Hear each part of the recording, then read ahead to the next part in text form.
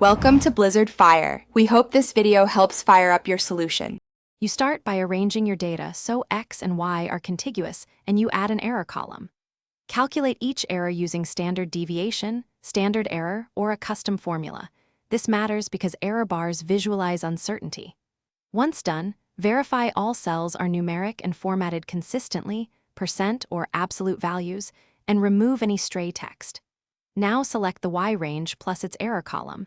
You want Google Sheets to see both series. This prepares the sheet for chart insertion. You insert a scatter or column chart with the selected data so the Y values form the plotted series. Next, open the chart editor and go to Customize, then Series, locate error bars and enable them.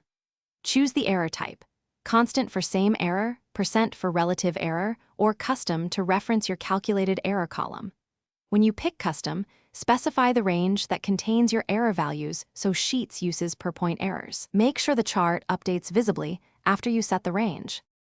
You finalize appearance by adjusting stroke width, cap style, and color in Customize right arrow series to improve readability. This helps viewers spot variability quickly.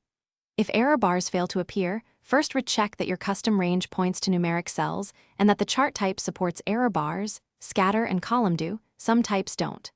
Once done, for asymmetric errors, compute upper and lower bounds as separate series or use two custom ranges.